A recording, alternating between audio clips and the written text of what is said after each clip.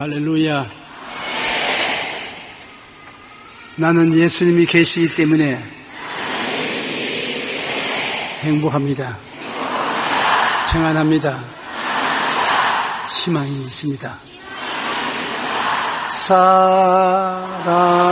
사랑하는 자, 내 영혼이 잘된 같이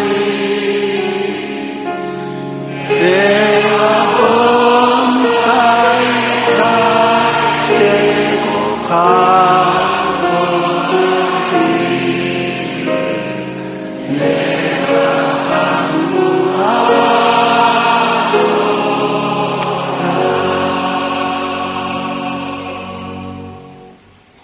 저는 여러분과 함께 벼랑 끝에 서게 될 때라는 제목으로 은혜를 나누고자 합니다.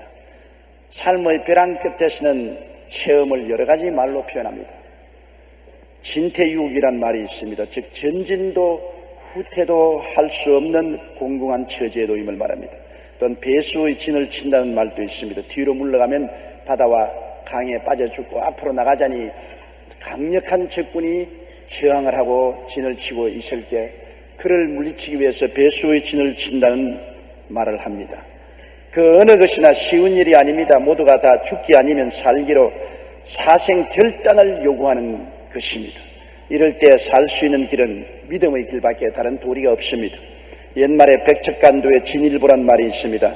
천길 만길 벼랑 끝에서 눈 딱 감고 벼랑으로 한 발자국 내미는 용기, 이것이 바로 믿음인 것입니다. 믿음 이외에는 백척간도에서 발을 내디어 앞으로 전진할 수가 없습니다. 심리학자들에 의하면 두려움에는 무려 75가지 종류가 있습니다. 에딘버러 대학의 심리학자 칼 스테어는 인간의 올바른 마음을 빼앗고 정신건강에 해를 끼치는 가장 큰 원인이 바로 이 두려움이라고 말했습니다. 미국의 대설교자 헨리 비처는 우리는 날마다 두 개의 손잡이를 잡고 하루를 살게 된다. 하나는 두려움의 손잡이요 다른 하나는 믿음의 손잡이라고 말했습니다. 우리는 진퇴유곡의 상황에서 믿음과 두려움 중에 어떤 손잡이를 잡을 것인가를 선택해야만 합니다. 첫째로 홍해가에 온 이스라엘 백성들을 생각해 보십시오. 애굽 바로의 공격을 받고 이스라엘 백성들은 벼랑 끝에 섰습니다. 뒤로 물러갈 수 없습니다. 바로가 대군대를 거느리고 그들을 포로로 잡으러 왔습니다. 앞으로 나갈 길도 없습니다. 창이란 홍해수가 막고 있습니다. 진퇴유곡입니다. 그들은 백척간도에 섰습니다. 그럴 때 그들은 어떻게 해야 될까요? 이스라엘 백성들은 좌절하고 절망하여 삶을 포기하려고 생각했습니다. 출애굽기 14장 9절에 애굽 사람들과 바로의 말들, 병거들과 그 마병과 그 군대가 그들의 뒤를 따라 바알스본 맞은편 비하요롯 곁 해변 그들의 장막 침대에 미치니라. 그래서 백척간도에서 진리를 보냐 인생을 포기하냐 선택의 길목에 섰습니다. 그 고노한 처지에서 이스라엘 백성은 원망과 탄식과 절망을 하게 된 것입니다. 출애굽기 14장 10절로 12절에 이스라엘 자손이 심히 두려워하여 야훼께 부르짖고 그들이 또 모세에게 이르되 애굽에 매장지가 없어서 당신이 우리를 이끌어내어 이 광야에서 죽게 하느냐 탄식했습니다. 이스라엘 백성들은 바야흐로 애굽의 바로왕 앞에 두 손을 들고 항복할 처지에 놓였습니다. 어찌하여 당신이 우리를 애굽에서 이끌어내어 우리에게 이같이 하느냐? 우리가 애굽에서 당신에게 이런 말이 이것이 아니냐? 이러기를 우리를 내버려 두라. 우리가 애굽 사람을 섬길 것이라 하지 아니하더냐? 애굽 사람을 섬기는 것이 광야에서 죽는 것보다 낫겠노라. 그런데 그 가운데 벼랑 끝에서 항복하고 인생을 포기하지 아니하고 믿음의 일부를 내디디려고 작정한 사람은 모세 한 사람밖에 없었습니다. 모세는 눈 딱 감고 벼랑의 끝에 서서 믿음으로 한 발자국 나아가기로 결심을 했습니다. 출애굽기 14장 13절로 14절에 모세가 백성에게 이르되 너희는 두려워하지 말고 가만히 서서 야훼께서 오늘 너희를 위하여 행하시는 구원을 보라. 너희가 오늘 본 애굽 사람을 영원히 다시 보지 아니하리라. 야훼께서 너희를 위하여 싸우시리니 너희는 가만히 있을지어다. 여기에 여러분 이스라엘 백성과 모세의 태도를 보십시오. 그들은 다 벼랑 끝에 섰습니다. 진퇴유국에 썼습니다. 그들은 이제 배수의 진을 치고 있습니다. 그럴 때 이스라엘 백성들은 낙심하고 절망하고 믿음을 저버렸기 때문에 애굽의 바로 왕 앞에 항복하고 포로로 잡히거나 죽을 수밖에 없다고 생각했습니다. 그런데 모세만은 하나님을 믿고 불가능을 가능하게 하는 믿음으로 앞으로 나가기로 결심한 것입니다. 하나님께 운명을 내어 맡기고 눈 딱 감고 한 발자국 내딛기로 작정한 것입니다. 생각해 보십시오. 여러분이 천길만길 벼랑 끝에 서서 뒤로 물러갈 자리도 없고 가만 서서히도 죽고 앞으로 나가면 천길만길 떨어질 것이고, 이러한 상황에서 무엇을 선택하겠습니까? 천길만길 벼랑 끝에서 한 발자국 발걸음을 내딛는다는 것은 믿음이 아니고는 절대로 할 수가 없습니다. 눈에는 아무 증거 안 보이고 귀에는 아무 소리 안 들리고 손에는 잡히는 건 없어도 살든지 죽든지 흥하든지 망하든지 성하든지 쇠하든지 나는 주님만 의지하겠다. 주를 믿고 살면 살고 죽으면 죽으리다. 그래서 한 발자국 내딛는 것입니다. 모세 혼자만이 믿음으로 하나님께 삶을 내어 맡겼고 다른 사람들은 다 뒤로 물러갔습니다.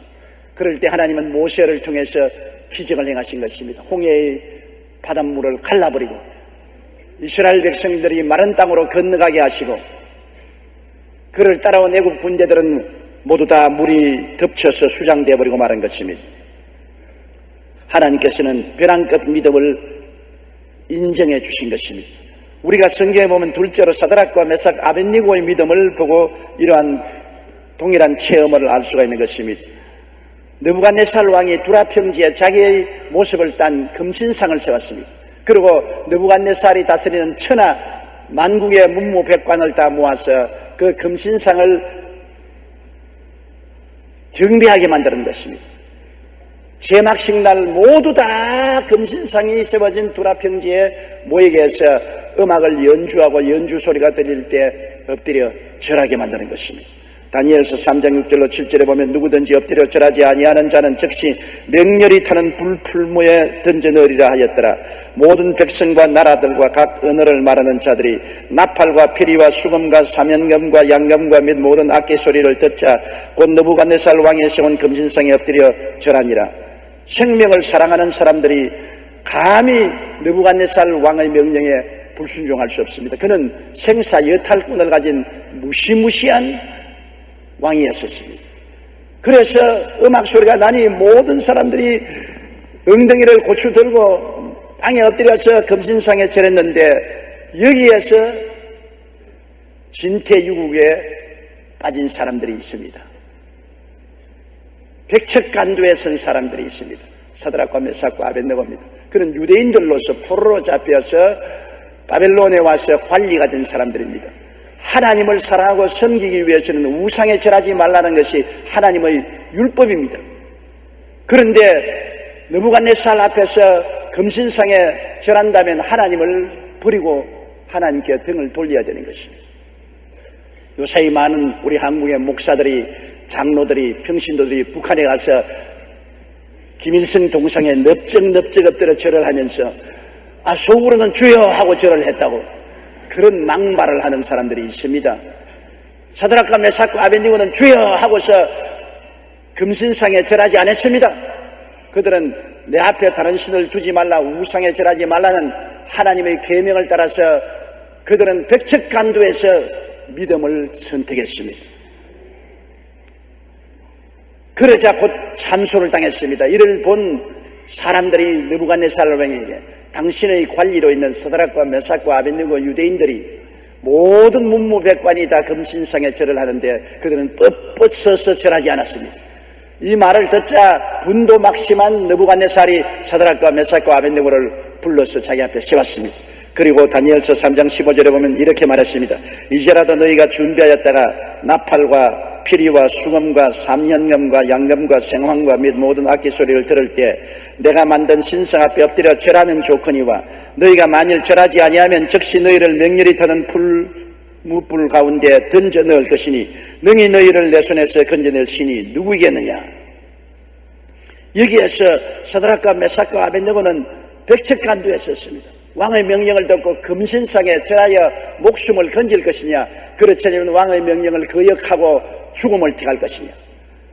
그때 다니엘서 3장 17절 18절에 보면 왕이여 우리가 섬기는 하나님이 계신다면 우리를 맹렬히 타는 풀무불 가운데서 능히 건져내시겠고 왕의 손에서도 건져내시리이다. 그렇게 하지 아니하실지라도 왕이여 우리가 왕의 신들을 섬기지도 아니하고 왕이 세우신 금신상에게 절하지도 아니할 줄을 아옵소서.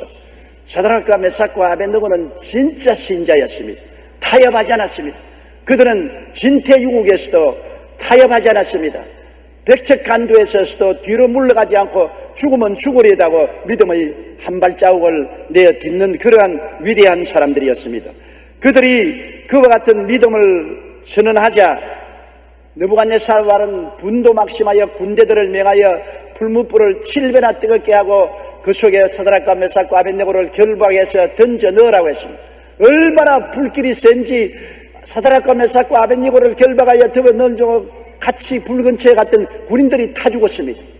그런데 불 속에 던져진 사드락과 메삭과 아벳느고는 불타지 않았습니다. 성경에 보니 다니엘서 3장 25절에 내가 보니 결박되지 않은 네 사람이 불 가운데 나타내는데 상하지도 아니하였고 그 넷째의 모양은 신들의 아들과 같다. 그들이 불 속에 던져질 때 하나님의 아들 예수 그리스도가 나타나신 것입니다. 세 사람을 던졌는데 네 사람이 불 가운데 행합니다. 주님께서 나타나셔서 불의 세력을 멸하여 버린 것입니다. 그들을 묶어놓은 밧줄만 타버리고 그들은 불이 타지 않았습니다. 이 사실을 본 느부갓네살은 너무나 놀랐습니다. 하나님의 종 사드락과 메삭과 아벳느고여 불에서 나오라고 외치니까 사드락과 메삭과 아벳느고가 나왔는데 보니 머리카락도 타지 않고 그 소린 냄새도 나지 않았었습니다. 그래서 느부갓네살 왕이 거기에서 크게 회개하고 그의 마음속에 하나님을 두려워하여 이런 조서를 내렸습니다. 다니엘서 3장 29절로 30절에 그러므로 내가 이제 조서를 내리노니 각 백성과 각 나라와 각 언어를 말하는 자가 모두 사드락과 메삭과 아벳느고의 하나님께 경솔히 말하거든 그 몸을 쪼개고 그 집을 걸음터로 삼을지니 이는 이같이 사람을 구원할 다른 신이 없음이라 하더라. 왕이 드디어 사드락과 메삭과 아벳느고를 바벨론 지방에서 더욱 높이니라고 말씀한 것입니다. 여러분 백척간도에 진일보를 하면은 하나님이 함께하여 주신 것입니다. 그러나 백척간도에 서서 믿음으로 발을 내 믿지 못하고 두려워하여 타협하면 세상과 함께 멸망하고 말 것인 것입니다. 우리가 이 세상에 살면서 우리가 백척간도에 설 때가 많습니다. 벼랑 끝에 설 때가 많아요. 개인적으로 가정적으로 사회 생활에서 하나님을 믿을 것이냐 세상과 타협할 것이냐 벼랑 끝에 설 때가 너무나 많습니다. 여기에서 벼랑 끝에 서서 하나님만 의지하고 죽으면 죽으리다고 발을 내딛는 사람은 하나님이 책임져 주시는 것입니다. 그러나 두려워해서 뒤로 물러가면 하나님이 저를 기뻐하지 않습니다. 성경에는 나의 의인은 믿음으로 말미암아 살리라. 뒤로 물러가면 내 마음이 저를 기뻐하지 아니하리라고 말씀한 것입니다. 말은 쉬워도 실제 그런 일을 당하면 선택이 얼마나 어려운지 모릅니다. 우리는 36년 일대하에서 일본 정부가 교회 가미단화를 세워놓고 일본 신에게 절하도록 명령했습니다. 수많은 주의 종들과 장로와 교회 재직들이 가미단화에 절을 했습니다. 거기에서 거역하는 사람들은 잡혀서 옥에 갇히고 형언할 수 없는 고통을 당하고 죽임을 당했습니다. 그 중에 가장 위대한 순교자가 주기철 목사님이 아니십니까? 사람들이 말은 쉬워도 백척간도에 서서 천길만길 벼랑을 향해서 발을 내딛는다는 것은 하나님을 절대로 믿지 않고는 그런 일이 있을 수가 없습니다. 오늘 세 번째 생각해 보시는 것은 우리가 당하는 크고 작은 벼랑 끝 인생길을 생각해야 되는 것입니다. 하나님이냐 세상이냐 결단을 요구하는 것이 벼랑 끝 신앙인 것입니다. 왜 우리가 벼랑 끝에 섭니까? 하나님이 왜 우리를 벼랑 끝에 세우시는 것입니까? 그것은 하나님이냐 세상이냐를 선택하라 결단을 내리라는 하나님의 요구인 것입니다. 세상도 가슴에 끌어안고 하나님도 끌어안고 함께 살겠다. 이러한 것이 보통 사람들의 태도인 것입니다. 하나님은 그러한 태도에 분명한 선을 그으라는 것입니다. 하나님이면 하나님, 세상이면 세상, 어느 것을 섬기겠느냐? 선택하라. 그래서 벼랑 끝에 서서 하나님을 믿고 한 발자국 하나님과 함께 살겠느냐, 안 그러면 세상으로 돌아가겠느냐, 둘 중에 하나를 택하라는 것입니다. 망하더라도 하나님을 사랑하겠느냐, 망하더라도 하나님을 믿겠느냐, 이것을 시험하는 것입니다. 파사왕 다리오 때 바로 다니엘이 경험한 것이 그것입니다. 파사왕 다리오는 바벨론을 멸망시키고 난 다음 파사왕을 세우고, 그 다음에는 그 온 나라를 다스릴 때 총리 3사람을 세워서 3사람 밑에 문무백관 관리를 두어서 나라를 다스리게 했습니다. 총리 3사람 중에 유대인인 다니엘이 한 사람이었는데, 특히 다니엘이 정직하고 성실하고 근면하고 충성스러워서 다리오 왕이 사랑해서 모든 총리 외에 수장 총리로 삼으려고 했는 것입니다. 그러니까 나머지 총리와 관리들이 시기하고 질투해서 다니엘을 어찌하든지 올무에 집어넣으려고 했는데, 너무나 정직하고 성실하고 착하기 때문에 그의 어느 심사 행동을 통해서는 잡을 수 없으므로 신앙으로 잡으려고 하는 것입니다. 그는 열렬히 하나님을 섬기는 사람이었기 때문인 것입니다. 이래서 총리들과 관리들이 다리오 왕이 와서 아부를 했습니다. 다리오 왕이요, 지금부터 30일 동안 이 나라의 어떠한 사람에게나 신에게 기도하든지 절하는 사람은 사자굴에 집어넣는다는 어명을 내리고 의인을 치소서. 그래서 온 국민이 오직 다리오 왕만 숭배하게 하소서. 그 아부에 안 넘어갈 왕이 있겠습니까? 그래서 조문을 만들고 인장을 찍었습니다. 총리 중에 한 사람인 다니엘이 이 사실을 잘 알았습니다. 그가 이제 하나님께 기도하거나 하나님을 섬기면 30일 이내에 그 일을 하면은 사자굴 속에 들어갈 것 번연히 합니다. 선택의 기로에 섰습니다. 백척간도에 섰습니다. 하나님을 계속 믿고 예배드리고 섬길 것이냐, 그렇지 않으면 그가 타협해서 하나님을 섬기는 것을 중지할 것이냐, 어마어마한 결단에 도착하게 된 것입니다. 다니엘서 6장 10절에 다니엘이 조스의 왕의 도장이 찍힌 것을 알고도 자기 집에 돌아가서 윗방에 올라가 예루살렘으로 향한 창문을 열고 전에 하던 대로 하루 3번씩 무릎을 꿇고 기도하며 그의 하나님께 감사하였더라. 그 당시에는 감시 카메라가 없었기 때문에 눈 카메라를 사용했어요. 그 총리들과 관리들이 다니엘 집에 쫙 숨어가지고서 두 눈을 부릅뜨고 다니엘이 어떻게 하는가 보았습니다. 그러나 다니엘은 왕의 조서가 내린데도 불구하고 이스라엘 예루살렘을 향한 동쪽 창문을 열어놓고 꿇어앉아 하나님께 기도하고 감사 예배를 하루 3번씩 드렸습니다. 당장 고발당했죠. 별 도리 없이 그는 잡혀서 사자굴에 던져넣었습니다. 하룻밤을 지나고 난 다음 다리오가 다니엘아, 너가 항상 섬기고 경외하던 하나님이 너를 지켜주었더냐? 사자굴 속에서 대답이 왔습니다. 내가 항상 섬기는 하나님이 천사를 보내어서 사자 입을 막아 내가 상하지 않고 이 자리에 살아 있습니다. 이 사실이 내가 왕에게 아무도 해를 끼치지 않고 죄를 짓지 않았다는 증거입니다. 왕이 너무나 즐거워해서 곧장 다니엘을 사자굴 속에 끌어내었습니다. 그리고 그를 참수한 총리와 그 가족들을 사자굴에 던져넣으니 몸이 땅에 닿기 전에 사자가 키대로 서서 그들을 잡아서 뼈를 으스러뜨려 먹어버리고 마는 것입니다. 백척간도의 진리를 봅니다. 죽느냐 사느냐의 기로에 서서 하나님을 택할 것이냐 세상을 택할 것이냐, 그 위기에서 위대한 믿음의 용사들은 하나님을 택했던 것입니다. 초대교회 교부들 중에 황금의 입이라는 별명을 가진 요한 크리소스톰의 이야기가 있습니다. 그의 생존 당시 로마 정부는 기독교를 법으로 금지했기 때문에 크리소스톰은 복음을 전하다가 잡혀서 감옥에 갇혔습니다. 그는 감옥에 갇히자마자 오 주님, 감옥에 갇힌 죄수들에게 복음을 전하라고 저를 이곳으로 보내주셨군요, 감사합니다라고 기도했습니다. 그리고 감옥에서 쉬지 않고 복음을 전했습니다. 결국 그에게 사형이 구형되었는데 이 사실을 안 크리소스톰은 주님 감사합니다, 성도의 가장 아름다운 죽음이 순교라고 했는데 저 같은 사람을 순교의 반열에 동참케 하시니 감사합니다고 기도했습니다. 그리고 사형장에 끌려가서 사형을 받으려는 그 찰나에 왕의 명령이 떨어졌습니다. 크리소스톰을 사형시키지 말라, 그를 방면시켜라. 사형 중지령이 내렸습니다. 그러자 그는 하나님 감사합니다, 아직도 종에게 할 일이 남아있으면 죽도록 충성할 수 있도록 도와주십시오라고 기도했습니다. 그는 죽고 사는 기로에서 무조건 믿음을 선택했던 것입니다. 어찌 되든지 하나님의 뜻을 이루기로 작정하고 나가자 하나님께서 적극적으로 사형을 면하게 하여서 계속 복음을 전할 수 있게 만들어 주신 것입니다. 우리 역시 살든지 죽든지 흥하든지 망하든지 성하든지 쇠하든지 주님을 믿는 길을 택하시기를 주님 이름으로 축원합니다. 세상 길을 택하는 것은 쉽습니다. 아무 고통당하지 않고 세상을 걸어갈 수가 있는 것입니다. 그러나 주님의 길을 택할 때는 십자가를 걸머져야 될 때가 많고, 누구나 벼랑 끝에 서서 천길만길 밑을 내려다보면 어지럼증이 나서 발을 움직일 수 없습니다. 그러나 하늘을 바라보고 위를 쳐다보고 한 발자국 내디디면 주님께서 그 이유는 책임져 주시는 것입니다. 주님께서 붙들어 주시든지 천당으로 데려가 주시든지 주님 절대 책임을 지실 것을 믿고 주님께 내어 맡기고 주님의 길을 택하는 여러분이 되시기를 주님 이름으로 축원합니다. 벼랑 끝에 서는 이유는 주님께서 진짜 믿음이냐 가짜 믿음이냐를 시험해 보시기 위해서 그러는 것입니다. 가짜 믿음은 절대로 벼랑 끝을 떠나지 않습니다. 가짜 믿음을 가진 사람이 어떻게 감히 벼랑에서 한 발자국 내딛습니까?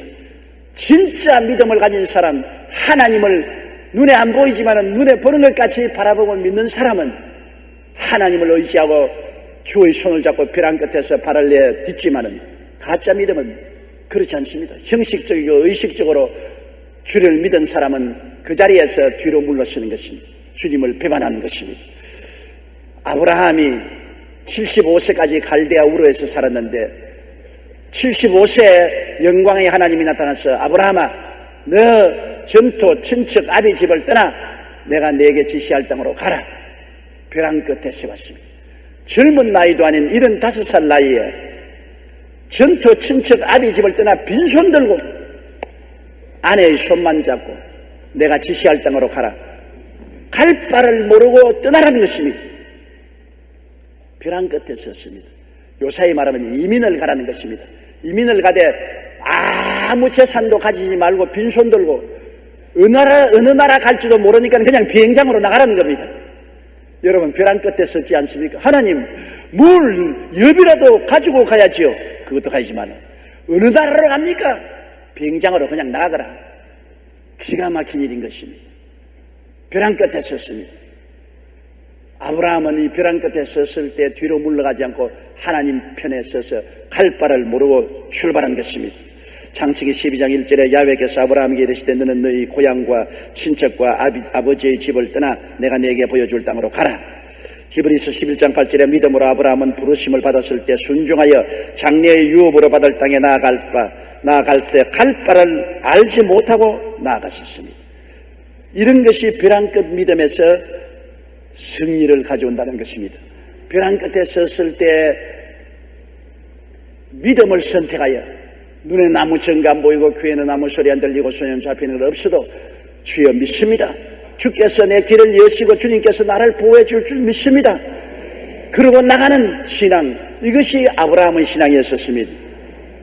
아브라함의 신앙의 가장 극치는 100살에 낳은 아들이 10대가 되었을 때 하나님이 아브라함에게 그 아들을 제물로 바치라는 것입니다. 창세기 22장 1절로 2절에 하나님이 아브라함을 시험하시려고 그를 부르시되 아브라함 하시니 그가 이르되 내가 여기 있나이다. 야훼께서 이르시되 내 아들 내 사랑하는 독자 이삭을 데리고 모리아 땅으로 가서 내가 네게 일러준 산 거기서 그를 번제로 드리라.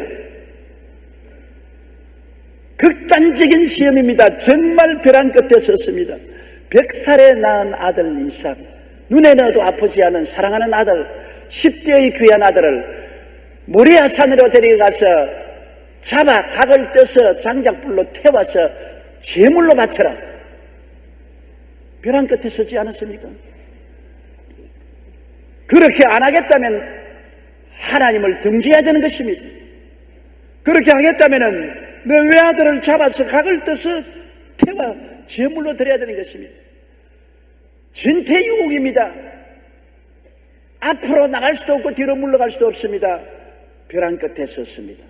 아브라함을 믿음의 조상이라고 부르기는 쉽게 우리가 부르지만은 믿음의 조상이 되기 위해서는 거대한 벼랑 끝에 섰습니다. 벼랑도 탁 뛰어내릴 수 있는 벼랑이면 쉽습니다. 뛰어내려서 다리 하나 부러지더라도 좋으니까 뛰어내릴 정도 되면 괜찮아요. 그러나 뛰어내려 속절없이 죽을 수밖에 없는 그런 처지의 벼랑에서는 뛰어내린다는 것이 힘들지 않아요. 아브라함은 정말 고통하고 고민했을 것입니다. 잠 못 이루는 밤을 지냈을 것입니다. 그는 하나님께 많이 부르짖어 기도할 것입니다. 하나님, 이것만은 피하게 해주시옵소서. 다른 것 다 하겠습니다. 내 자신을 죽어서 제물로 바치라면 하겠습니다. 그러나 내 아들을 잡아서 내 손으로 불로 태워 제물로 드리라는 이 일은 면하게 해주시옵소서. 아브라함은 많이 기도했을 것입니다. 아마 울고 통곡했을 것입니다. 그러나 하나님은 절대로 마음을 변하지 않습니다. 내가 명한 대로 해라. 그러자 아브라함은 아들을 데리고 사흘 길을 걸어서 모리아산에 올라가서 아들을 묶어 장작 위에 얹고 목을 발로 밟고 칼을 들어서 목을 따려고 했는 것입니다. 그때 하나님께서 말씀하기를 아브라함아, 아브라함아, 내 아들 내 외독자 이삭에게 손대지 마라. 네가 이처럼 외아들도 아끼지 않고 내게 내놓았으니 참으로 나를 사랑한 줄 아노라. 그래서 그는 백척간두에 진일보해서 믿음의 조상이 될 수가 있는 것입니다. 히브리서 11장 11절에 아브라함은 시험을 받을 때 믿음으로 이삭을 드렸으니 그는 약속들을 받은 자로 되어 그 외아들을 드렸느니라고 말씀한 것입니다. 말이 쉽지 여러분, 실제로 우리가 당하면 우리 여의도 순복음교회에서 이런 정도의 순종을 할 사람이 과연 있겠습니까? 나는 생각하기도 겁이 나서 생각을 할 수가 없어요. 아브라함은 위대합니다. 믿음의 조상 될 만합니다. 하나님이 나의 친구라고 할 만한 정도가 됩니다. 그런 위대한 믿음, 백척간두에서 그는 뛰어내렸습니다. 그것도 100m, 200m 벼랑이 아닙니다. 천길 만길 높은 벼랑에서 하나님을 믿고 뛰어내린 것입니다. 그러므로 하나님이 그 믿음에 대해서 응답하여 주신 것입니다. 벼랑 끝에 왜 하나님이 우리를 세우십니까? 천국 소망의 진실성을 시험하기 위한 것입니다. 정말 네가 천국을 사랑하고 소망하느냐? 세상을 천국보다 더 사랑하고 세상 삶을 더 즐거워하지 않느냐? 너 진실성을 한번 보자. 벼랑 끝에 세워놓고 세상을 등지고 하늘나라를 향해서 한 발자국 내밀 수 있느냐? 주님께서 시험해보는 것입니다. 로마서 8장 11절에 우리가 그와 함께 영광을 받기 위하여 고난도 함께 받아야 할 것입니다. 하나님의 영광을 받기 위해서 고난의 벼랑 끝에 한번 서보겠느냐? 고난 당할 때 세상을 취할 것이냐 하나님을 취할 것이냐 결정하라는 것입니다. 베드로전서 4장 12절로 13절에 사랑하는 자들아 너희를 연단하려고 오는 불시험을 이상한 일상하는 같이 이상히 여기지 말고 오히려 너희가 그리스도의 고난에 참여하는 것을 즐거워하라. 이는 그 영광을 나타내실 때 너희로 즐거워하고 기뻐하게 하려 하십니다. 이 고난이라는 것이 바로 벼랑인 것입니다. 여러 가지 고난은 우리에게 다가오는 여러 가지 벼랑인 것입니다. 큰 고난은 큰 벼랑이고 적은 고난은 적은 벼랑입니다. 고난을 통해서 내가 주님을 버릴 것이냐 하늘나라를 버릴 것이냐 세상을 등질 것이냐 인간 쾌락을 등질 것이냐 결정을 내려야 되는 것입니다. 천국 소망의 진실성을 시험하기 위해서 벼랑 끝에 서게 되는 것입니다. 믿음의 계산법은 역설적일 때가 많습니다. 맨소레다함을 만들어 미국의 거부가 된 A.A. 하이드는 사업을 시작하는 초창기에 10만 불의 엄청난 빚을 진 상태에서 11조 생활을 계속했습니다. 그의 가족들과 주위의 사람들이 빚이 이렇게 많은데 11조를 한다니 너 좀 돌았지 않느냐? 가족들의 반발이 심했습니다. 그리고 사업회사의 직원들조차도 비웃고 거역했습니다. 미쳤다고 손가락질을 했습니다. 그러나 하이드는 말하기를 하나님은 제1의 채권자들, 내가 다른 사람에게 10만 불 빚을 졌을 뿐 아니라 11조는 하나님에 대한 빚이다. 하나님 빚 먼저 갚고 나는 세상 빚을 갚겠다. 그런 믿음의 고백을 계속하면서 11조를 낸 결과에 시험에 합격한 것입니다. 그가 벼랑 끝에 섰습니다. 11조를 안 낼 수도 있습니다. 내가 돈 많이 벌고 성공하면 11조 내겠습니다. 그렇게 할 수 있습니다. 그럼에도 불구하고 그는 하나님께 빚진 것이 세상의 빚보다 더 무섭다고 그 어려운 가운데 11조를 계속 내고 하나님을 믿은 결과에 하나님이 하이드 씨에게 크게 복을 주어서 마침내 맨소레다함이 세계적인 기업이 되어서 거부가 된 것입니다. 10만 불 빚을 다 갚고도 넘쳐나는 축복을 누리게 된 것입니다. 우리의 믿음의 진실성 여부는 벼랑 끝에 섰을 때 알 수 있습니다. 진실한 신앙은 위기에 처했을 때 드러나는 것입니다. 또 벼랑 끝에 서는 이유는 믿음에는 기적의 날개가 있다는 것을 깨닫게 하기 위한 것입니다. 벼랑 끝에 서서 한 발자국 내민다는 것은 돌멩이처럼 떨어져 죽는 것입니다. 그러나 벼랑 끝에 서기 전에는 절대로 모르는 것이 있습니다. 믿음이란 눈에 안 보이는 날개가 달려있다는 것을 모르는 것입니다. 떨어지면 믿음의 날개로서 날기 시작하는 것입니다. 독수리가 새끼를 훈련할 때 어미가 등에 업고 높은 데 올라가서 떨어뜨립니다. 새끼들은 독수리 우리에서만 자랐기 때문에 날개가 있는 것을 모릅니다. 우리 밖에 나오려고 하지 않습니다. 그래서 어미들이 새끼를 등에 업고 높이 날아올라가서 공중에서 떨어뜨립니다. 날개가 있는 것을 모르던 새끼들이 떨어질 때 결사적으로 몸을 부둥대 보니까 날개가 있어 나는 것을 깨닫게 된 것입니다. 날개를 부둥거리는 놈은 날고 부둥거리지 않는 놈은 돌멩이처럼 떨어져서 죽었습니다. 독수리가 새끼를 훈련하는 것처럼 하나님이 여러분을 벼랑 끝에 세워서 밀쳐버리는 것은 여러분에게 믿음의 날개가 있는 것을 발견하게 하려고 그렇게 하는 것입니다. 믿음이 얼마나 큰 역사를 하는지요. 마가복음 11장 23절 24절에 내가 진실로 너희에게 이르노니 누구든지 산들어 들리어 바다에 던지라 하며 그 말하는 것이 이루어질 줄 마음에 믿고 의심하지 아니하면 그대로 되리라. 그러므로 내가 너희에게 말하노니 무엇인지 기도하고 구한 것은 받은 줄로 믿어라. 그리하면 그대로 되리라. 이러한 믿음이 우리에게 있는 것을 깨닫게 하기 위해서는 벼랑 끝에 세워서 밀어버려야 되는 것입니다. 그래야 부둥대다가 보니까 믿음의 날개가 달렸구나. 벼랑에 떨어질 것이 아니라 믿음으로 날 수가 있는구나. 이것을 여러분이 발견할 수 있게 된다는 것입니다. 로버트 슐러 목사님의 글에 이런 내용이 있습니다. 절벽 가까이로 나를 부르셔서 다가갔습니다. 절벽 끝에 더 가까이 오라고 하셔서 더 가까이 갔습니다. 그랬더니 절벽에서 겨우 발을 붙이고 서 있는 나를 절벽 아래로 밀어버리는 것이었습니다.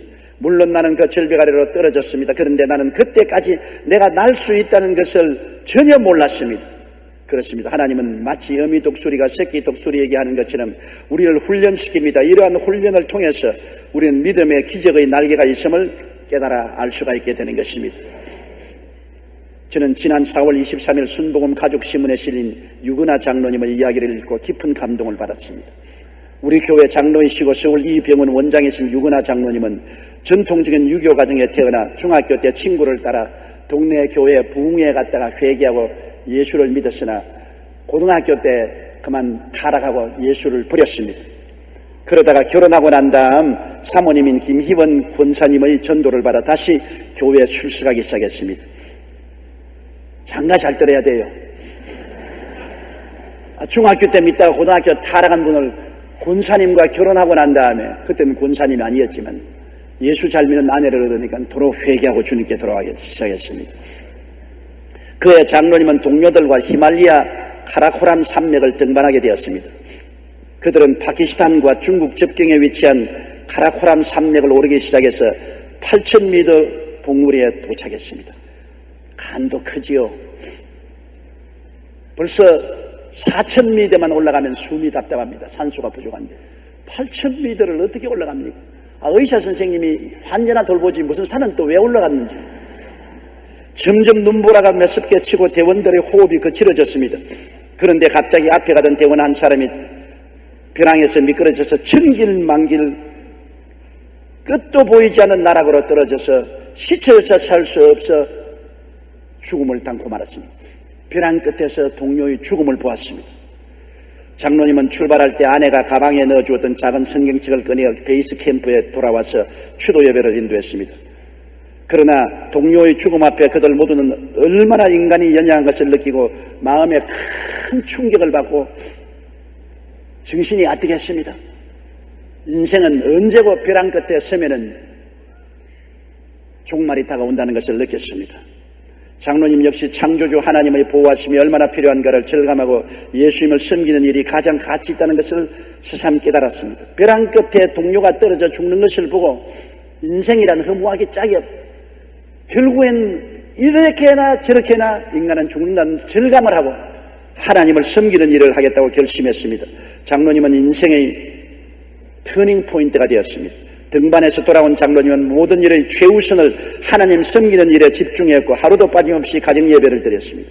그러자 하나님은 축복하기 시작했습니다. 안과 전문의로 명성과 함께 물질도 부어주었습니다. 현재 르구나 장로님은 베트남, 필리핀, 아프리카, 케냐 등지로 의료 선교를 다닙니다. 선한 사람들을 통해 아프리카, 케냐에 케어센터를 짓는데도 동참했습니다. 무섭게도 소문난 마사이족을 찾아가 의료 봉사도 하고 한국에서는 쪽방과 탑골 공원 노인들, 장애인들의 배단위 마을을 찾아다니며 정기적으로 진료하고 있습니다. 매년 한 차례씩은 우리 교회 선교대회에 참석하기 위해 오는 선교사님들에게 무료 건강검진을 베풀고 있습니다. 교회에 등한했던 한 청년이 인생의 벼랑 끝에 서는 경험을 통해 진정한 신앙인으로 변화되었던 것입니다. 진실한 신앙은 벼랑 끝 체험을 해야 이루어지는 것입니다. 벼랑 끝에 서 봐야 사느냐 죽느냐의 결단을 내리고 인생이 얼마나 허무하고 하나님을 섬기는 것이 얼마나 귀중한 것을 알게 되는 것입니다. 한때 예수님의 제자들은 벼랑 끝에서 다 도망을 쳤습니다. 겟세마네 동산에서 포박당할 위험에 처하자 예수님을 두고 다 도망을 쳤습니다. 그러나 오순절날 성령을 받고 난 다음엔 그들은 모두 다 벼랑 끝에 서서 자기의 목숨을 바쳤습니다. 예수 그리스도를 전하기 위해서 주어도 타협하지 않냐고 하늘나라를 향해서 발걸음을 내디딛고 순교로서 그 인생을 마치게 된 것입니다. 여러분, 우리가 일생을 사는 동안에 수많은 크고 작은 벼랑 끝 체험을 하는 것입니다. 이런 체험을 안 하는 사람은 한 사람도 없습니다. 벼랑 끝에 서서야만 우리가 참으로 하나님을 발견하게 되고 신앙의 진실성이 증명되고 우리가 하나님을 정말 사랑하고 천국을 사랑하는 것이 증명되고 벼랑 끝에 서서야 비로소 나의 인생의 믿음이란 날개가 달려있다는 것을 발견하고 믿음으로 살 수 있는 은혜가 나타나기 시작하는 것입니다. 우리 고개 숙여 기도드리겠습니다. 사랑이 많으시고 거룩하신 우리 아버지 하나님, 우리는 크고 작은 벼랑을 맞이할 때가 너무나 많습니다. 벼랑 끝에 서서 뒤로 돌아드는 사람도 수없이 많고 벼랑 끝에 서서 두려워하여 하나님을 버리는 사람도 많고 벼랑 끝에 서서 신앙을 포기하는 사람도 많습니다. 내 아버지여, 크고 작은 벼랑 끝에 섰을 때 우리는 담대하여 하나님을 바라보고 살든지 죽든지 흥하든지 망하든지 성하든지 쇠하든지 하나님을 의지하고 믿음의 진일보를 하게 도와주시옵소서. 믿음으로 나아가서 우리의 믿음의 진실성을 증명하게 도와주시옵시고 하나님을 사랑하는 진실성도 증명하게 도와주시옵시고 천국을 사모하는 진실한 마음도 증명하게 도와주시옵시고 벼랑 끝에 진일보함으로 벼랑 끝에서 날 수 있는 믿음이 있다는 것도 깨닫게 하여 주시옵소서. 아버지 하나님, 우리가 벼랑 끝 인생을 살 때 뒤로 물러가서 세상의 노예가 되는 형제 자매들이 한 사람도 없게 도와주옵소서. 예수님 이름으로 기도드리옵나이다. 아멘.